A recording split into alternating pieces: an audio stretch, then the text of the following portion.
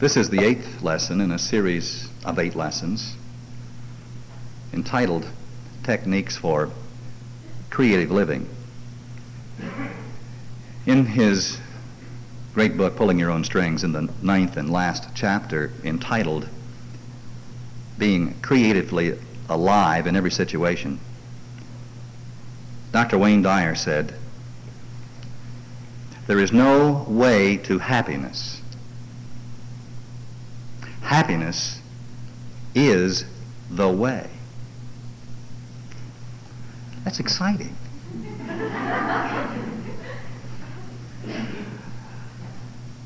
You and I have been walking along the face of this earth, lo, these many years, awaiting the arrangement of that combination of circumstances and conditions in which we would find our happiness. Hasn't worked. Now, could it be that happiness is the way to the circumstances that we've been looking for? Happiness is a cause, not an effect. And you have the power to choose not only what you will do, but you have the power to choose how you're going to feel every moment of your existence. And so the title that I gave this class tonight is Choosing What You're Going to Do Moment by Moment, and choosing how you're going to feel while you do it. The choice is always yours. Erich Fromm wrote, "To be alive is a dynamic, not a static concept. Existence and the unfolding of the specific powers of an organism are one and the same. All organisms have an inherent tendency to actualize their specific potentialities. The aim of man's life, therefore, is to be understood as the unfolding of his powers according to the laws of his nature." And simply defined, that means that you have inherent in your nature an infinite variety of possibilities. There is an unlimited potential for you. Now, the fact that that potential exists means that you're capable of making the demonstration. You could not have these possibilities unless you can produce them if you choose. The choice is yours, and that choice must be made by you. You always have options. In every situation in which you have ever found yourself, you've had the power to choose how you're going to deal with it and how you were going to feel about it. And this is one of nature's best kept secrets, because hardly anyone on earth knows it. The word option could very well be one of the most important words in your vocabulary and mine. It's important because you need to know that you have the power to choose in any situation a new course of action, a series of activities, if you will. Option means freedom to choose, but option also implies the availability of multiple choices. You always have more choices than you have dared to believe. Probably in some problem area right now, you have felt that there really is nothing that you could do about it. Well, did you know that there not only is something that you can do about it, but there are a number of things that you can do about it, things that you have not done? Some of those things might be very small and simple to define.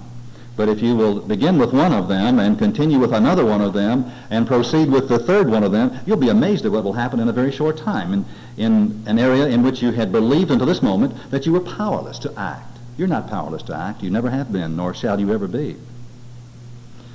Whenever you find yourself in any difficulty, whatever the circumstances, you can turn that situation into a learning or growing experience, and you can choose not to be emotionally immobilized. You can choose to not be defeated. You can choose to not be depressed or upset or concerned, and it simply does not matter what the condition is, what the problem might be. It can be that a person is in a hospital bed with terminal cancer. Now, most people would think that if you were in the hospital with terminal cancer, that you only had one course of action, and that would be to prepare to die, to be afraid, upset, worried, and disturbed. That's not so. That is a choice that most people make, but it is not the correct choice, and there are many other choices. As a matter of fact, in some of the most inspiring people that I have known in my life have been persons who have been in that exact situation, who chose to react differently, who chose to live and enjoy every precious moment, and who actually inspired their nurses, their physicians, members of their family, because they made a different choice. You can be out of gas on the expressway with not enough money to fill your tank, and see it as an adventure, not a problem. It's true. That's an option, that's a choice. But probably no one ever told you that, because the standard reaction is, you know what, and the language that goes with it. It can be that you just lost your job, or that your spouse just filed for divorce. And your choice can be, this is the best thing that has ever happened to me. And if you choose to believe that it is, and begin to proceed to act accordingly, I promise you that it will turn out to be just that way. But if you decide that it's a tragedy, then it will be a tragedy. You will act out the experience of a tragedy. The choice is always yours. You have the power to come alive in any experience, and if you don't like that experience, to begin to work to move yourself into another experience, to another circumstance that will be to your great advantage. By the concept of creative aliveness, I don't mean having a specialized skill in the arts or being able to create culturally. Creative here has nothing to do with music, with literature, with art, or science, or any of the typical definitions attached to creative. When it comes to aliveness, creative refers to the individual's capacity to apply himself to any undertaking in the world and to make definite changes in the midst of any experience. If you will consult your inner self, your higher self, rather than some manual, or rather than examining the way that other people have reacted, all the nice normal people that you know. How many times have you heard me say that normalcy will kill you? It will kill you if you're in the midst of a difficult circumstance and look around you at the average normal person to emulate how they would respond to a particularly difficult situation. That's not what you want. There's a better way. There's a higher way. And it's available to you. This morning when I was making notes for this class, I looked back upon my life, and I remembered that when I was a child and a young person, I never knew and I never believed that there was something that I could not do. I had a kind of ignorant enthusiasm that believed that nothing was impossible. I had none of the so-called advantages in my life. But because I did not have those advantages, I had an advantage that was greater than the advantages. Because I had to fall back on other things, inner things. And I always have believed that a solution is possible. I don't think in my whole life, ever in my life, have I been involved in anything, no matter how difficult, that my mind did not keep knowing and feeling and believing that a solution is possible. I've always known that. I've always known it. Even in my darkest moment, that time that I told you about that I almost took my life, the reason that I did not quite do it was because something in me said, wait a minute, there is a solution. And there was, and there is. Your mind is a goal-seeking mechanism. And if you believe there is a solution, regardless of the conditions at the moment, then you are giving your mind instructions to find that solution. And if you will make the choices that begin to become apparent, you'll be amazed at what will happen. Creativity really applies in some of our darkest moments. And the winner is a person that takes the situation that comes and converts it to his or her own advantage. And you can do this by making the right choices. Choose to do what you have to do or what you need to do, and then choose to be happy while you do it. And that's the secret. That's the great secret. This might be one of life's most important lessons. Choose to go into action. But choose to enjoy the experience regardless of what it is. One of our secretaries was leaving here this afternoon from work to go into the hospital for the next 2 days. And she was somewhat disturbed about it. And as she was leaving, I said, enjoy your day tomorrow. And I meant it. If you have to go to the hospital, enjoy it. Why not? Why not? Your joy, your excitement, turn that experience into an adventure. It simply does not matter what's happening to you.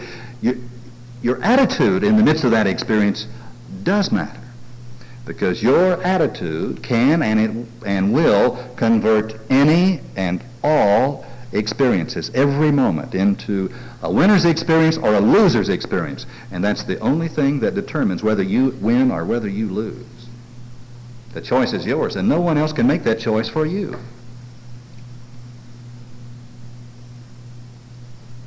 What you say, what you think, what you feel determines whether your life will be fulfilled or not. And creative aliveness means that you and I look at any setting in which we find ourselves and say, how can I make this into a terrific experience? For the rest of this week, this will be your assignment. Wherever you find yourself, in whatever circumstance or condition, I want you to say, what can I do to turn this situation into a terrific experience for me and for some other people? A good example would be a typical party. You know, sometimes parties are lifeless. Have you been to one recently that was just blah? If you find yourself in one, say, what can I do to turn this into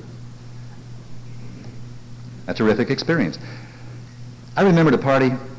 Well, it was a kind of a party. It took place in my life about 24 years ago. I was an executive with a company and had gone to New York to meet with another group of men and a few women from that company for a sales seminar, a management seminar, really. And we were met by top management at a suite in the Waldorf Astoria Hotel, high up in early Sunday evening. And it was one of those parties where everybody sits around trying to say the right thing because top management is there. I know you've been to one of those parties. Everyone's trying to be very erudite and bright and brilliant, and no one was.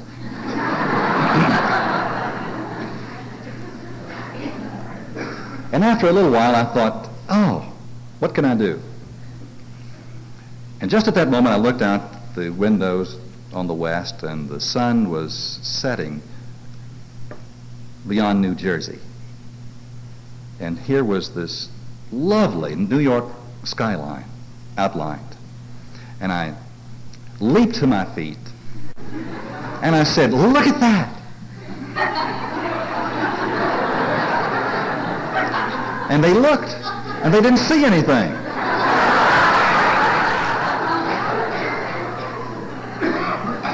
And I said, look at that sunset. And they looked at me like,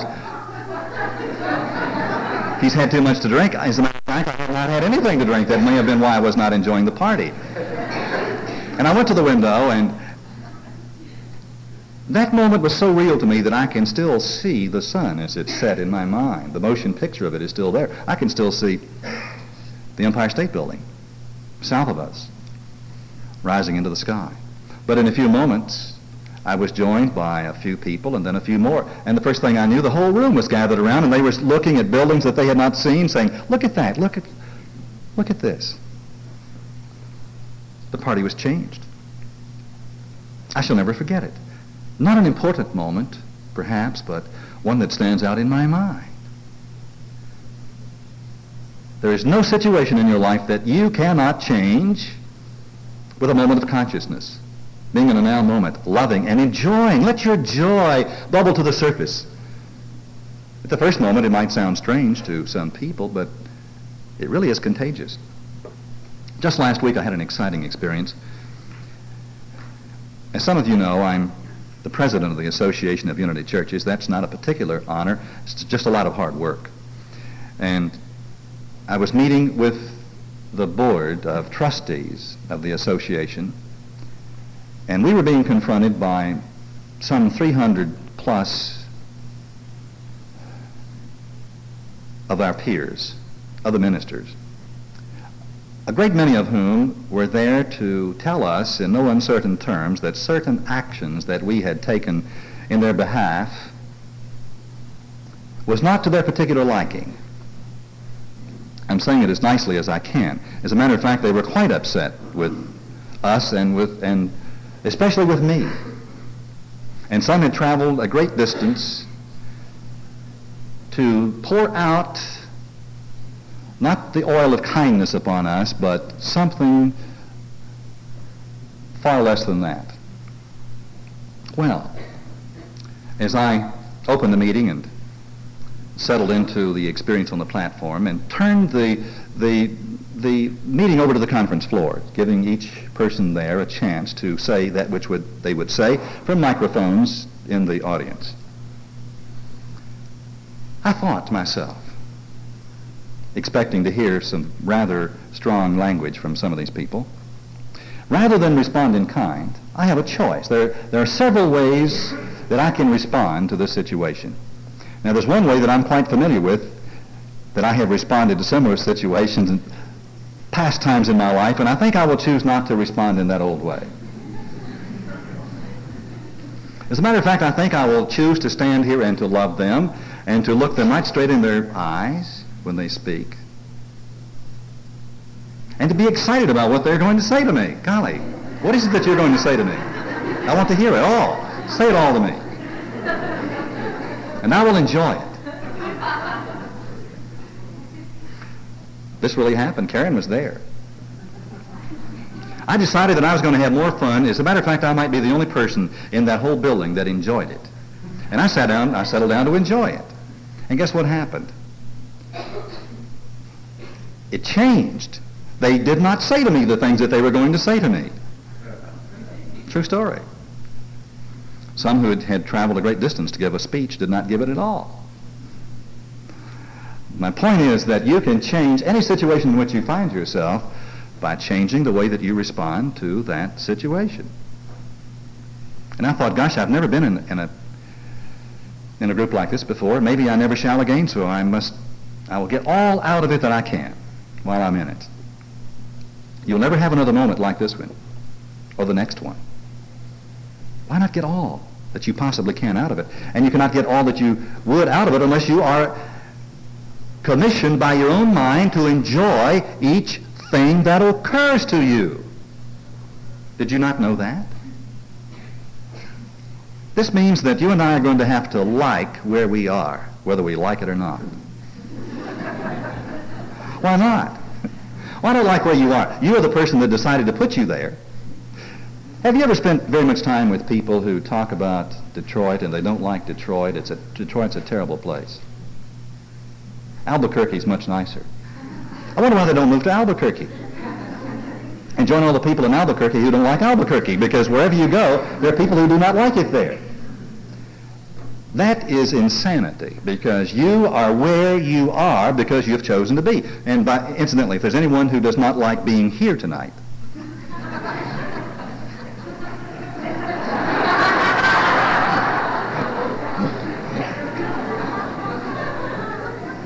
you'd be crazy if you stayed here and did not like being here. Why would you stay here if you did not like it? Do you see how we victimize ourselves by causing ourselves to be somewhere and then we don't like where we are? And all you have to do is to choose to like where you are. Now, if you will like where you are enough, then you will be somewhere else that you will like even better, because that's the way life works. Don't like your job? Start liking it. And then love it. And you'll love yourself right out of it. You will. Into something that's better, and something that's better than that, because that's the way life is. We are part of an alive, vibrant universe where the true reality is spirit.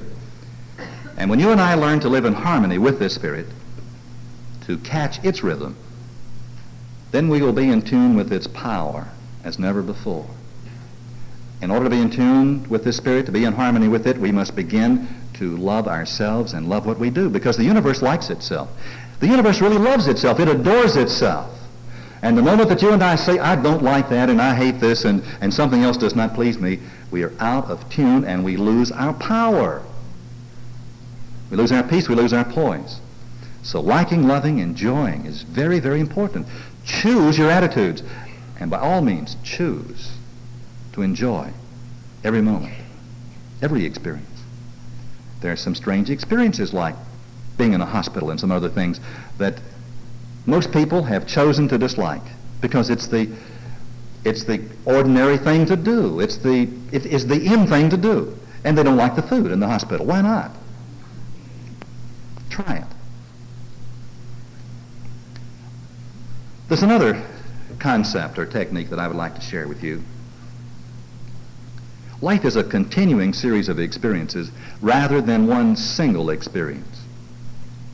Some people think of their lives as one thing. They get up in the morning and they go to bed at night and one thing happened to them all day long. And a week is one thing and a month is one thing and their life boils down to one thing. It's not so at all. That same person thinks that a trip to California is one thing. It's not.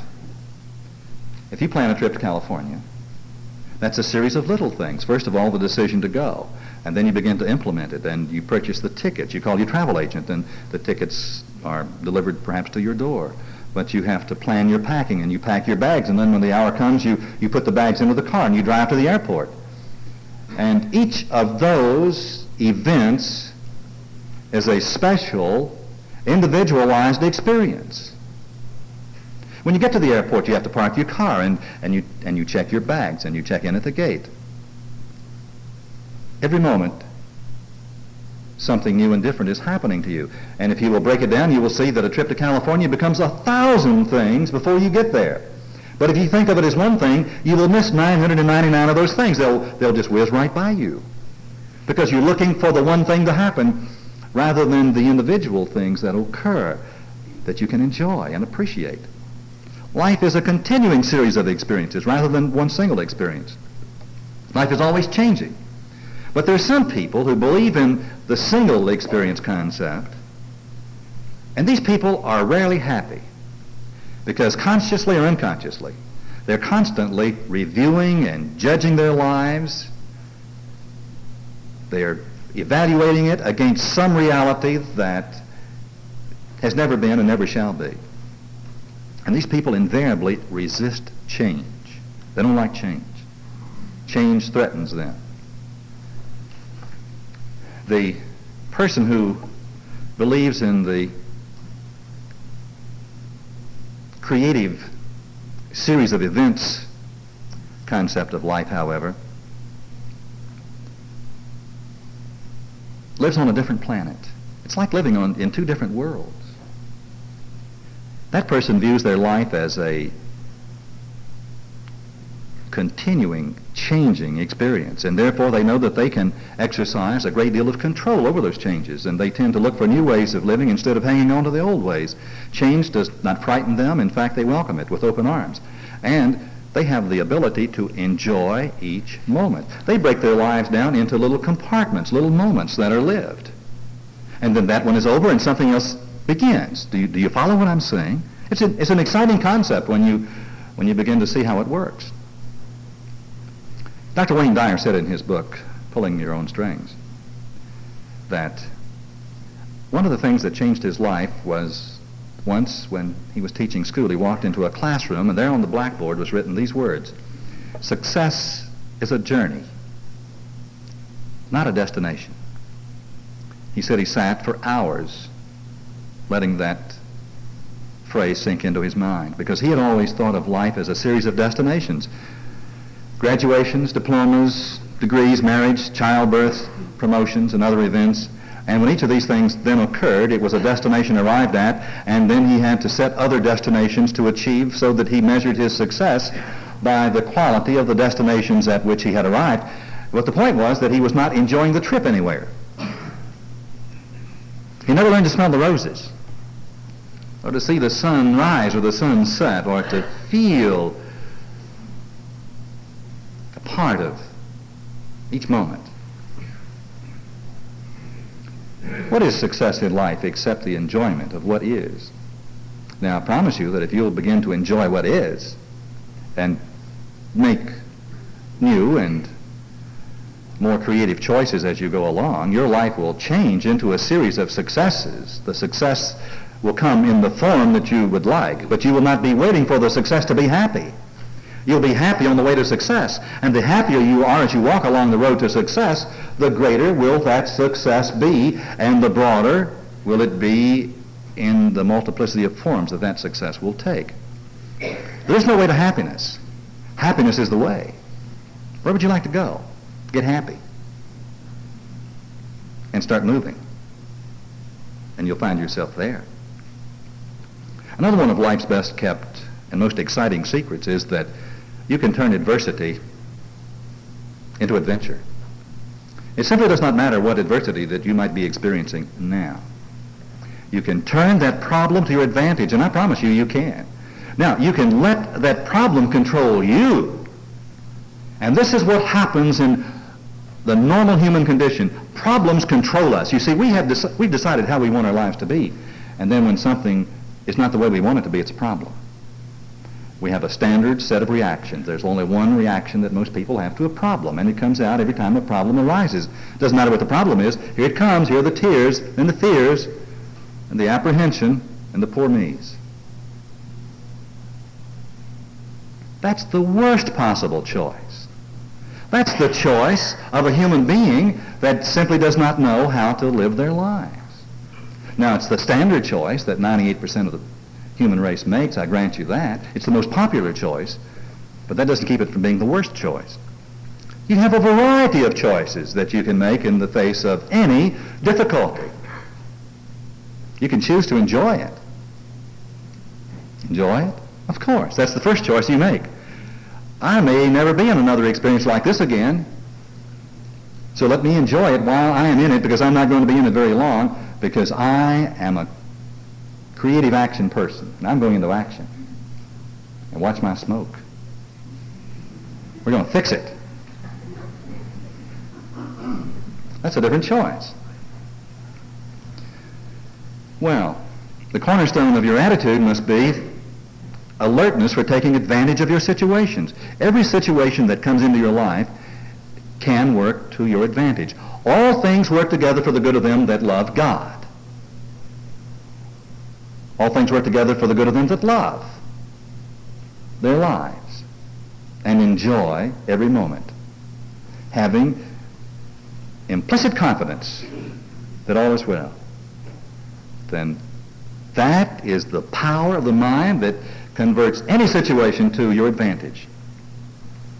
I've known a number of extremely successful people in my life, and I've read the life stories of scores of others. And I can tell you that almost without exception, the truly great and successful men and women of this earth have been people that invariably began their success in an experience that approximated failure, or they had moved into adversity that seemed to them at the moment to be insurmountable. The bad thing turned out to be good. Why? Because of their attitude toward it, because of their reaction. They did not react in the ordinary way. They found a new series of reactions. They responded like winners respond.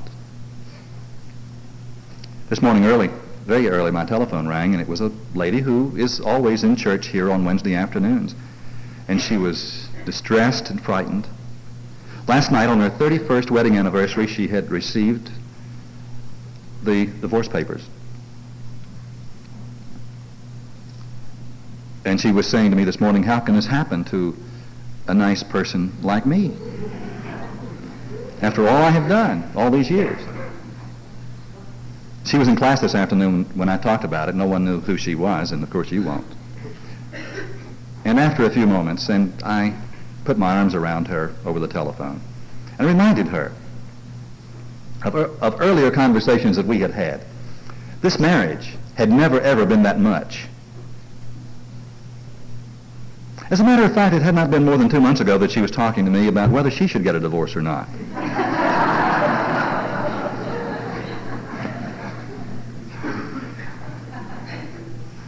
And I said, sweetheart, let's choose another attitude. And you know she did.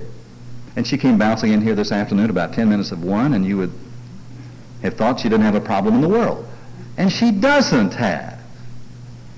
She is going through a very exciting season of change in her life that will work for the advantage of all concerned, won't it?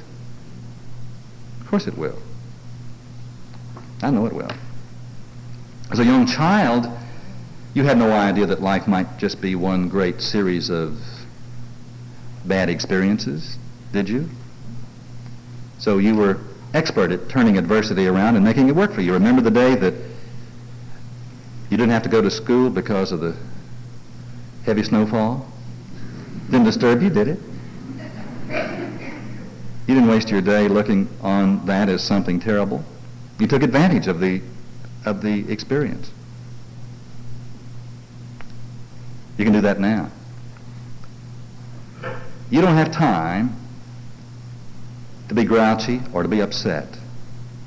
If you knew how few hours and days and weeks that you had left living in this body, now you've got a lot of time because you're going to be in this universe for a long time, but you might not be occupying that gorgeous machine that you call your body very much longer. Consequently, you don't have the time to fiddle around with those negative emotions. Why do it? Why choose self-defeating responses when you can choose to be a winner? You can choose the attitudes and the actions that will turn you into a winner. And one of the things that you can choose is to persevere. Losers always keep moving forward. Correction. Winners always keep moving forward. Losers always stop when confronted with adversity. Have you noticed that? And adversity knows exactly how to push the buttons, the panic buttons of a loser. A loser always quits just before winning can happen. And if they're going to win anyhow, then they will shoot themselves right out of the saddle at the last moment. If all losers were cowboys, you would not need any Indians.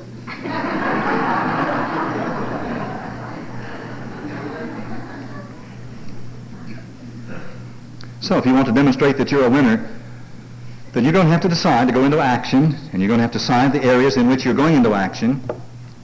And if you decide to go into action, then follow through to a conclusion. Young children who have adopted nagging behavior know that it's the most effective way to reach their objectives with their particular parents. The child says, if I persevere long enough and nag mommy enough, then I will get that sucker or whatever it is that I want. And so they just keep on keeping on, and finally the parent relents. Now, this is not an endorsement of nagging. As a matter of fact, I highly recommend that if you don't want to be nagged, then stop reinforcing the nagging.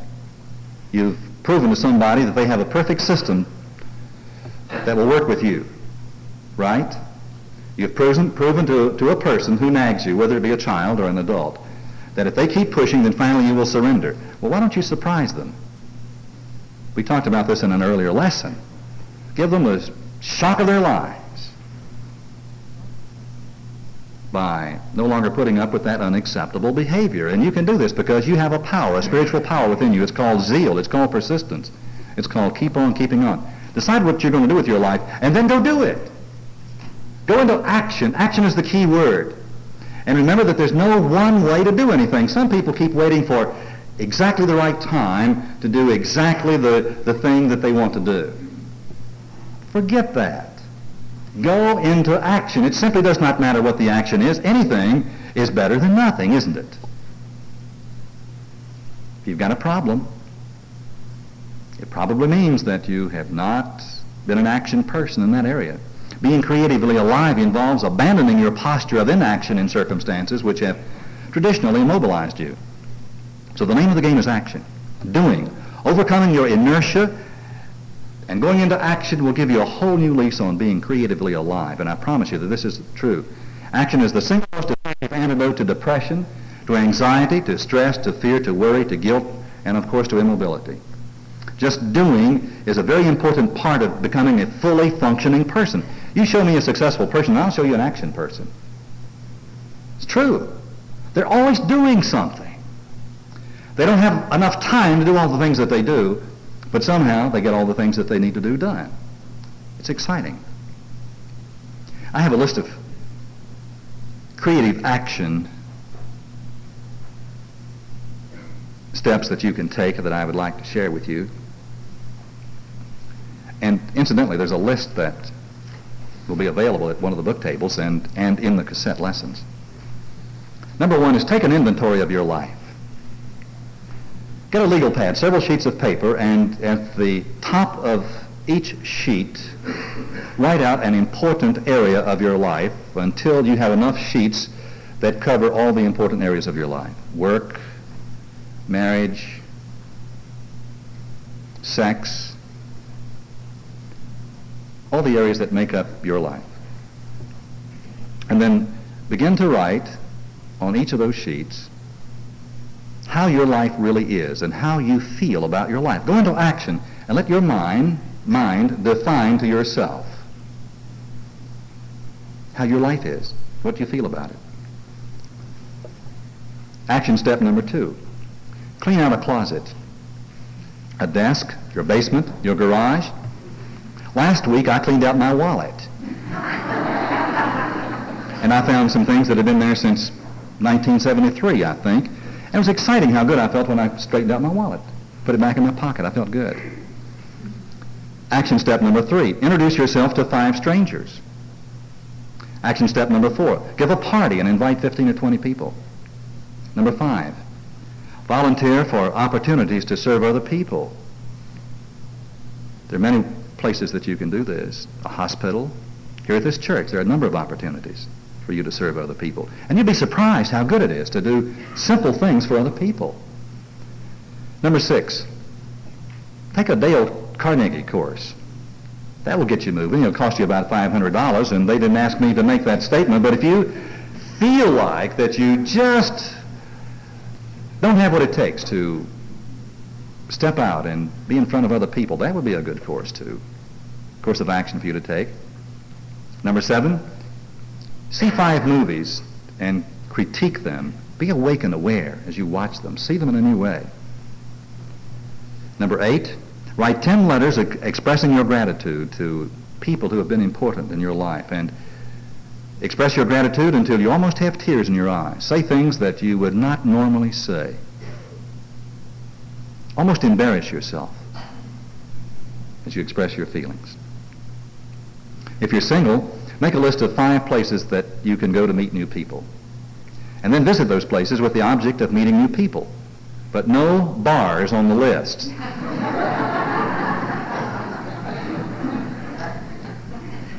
Number 10, bring your resume up to date.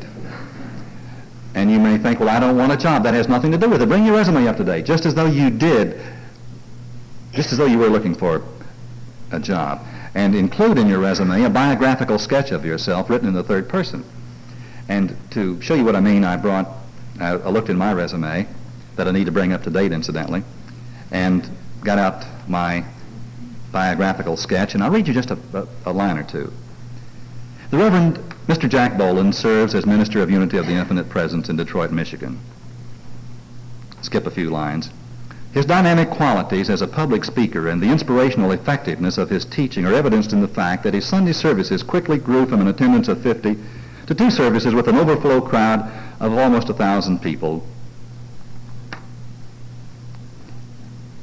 Prior to entering the ministry, Mr. Bolin pursued a successful career in sales management and marketing, directing the sales, advertising, and public relations of a large corporation considered to be the leader in its field.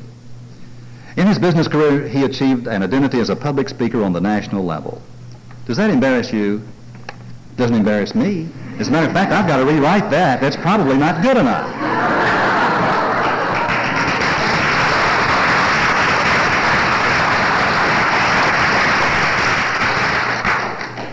Go into action and define yourself to yourself. And don't be embarrassed to write it down. Put it down where you can see it. And you'll blush. And then rewrite it and make it better than that. Because you really are somebody. Create an image book for yourself. Describe yourself to yourself. And you can get the instructions on how to create an image book from this church. Number 12, listen to my cassette lessons on the science of goal achieving. You and I are becoming creatively alive. And in order to do so, we must go into action. We are action people. The logic of people who are not creatively alive is this. There are two sentences that express their thinking better than any other way that I could define it to you. And number one is, there's really nothing I can do. Now, once you've said this to yourself, there really is nothing that you can do. There are 100 different ways to say to yourself, there really is nothing I can do. Poor me, I'm only human. There's always something that you can do, and your job as a winner is to begin experimenting, testing, and developing alternatives. So change this sentence around and say to yourself, well, I'm not sure what I can do, but I'm darn sure that I'm going to do something.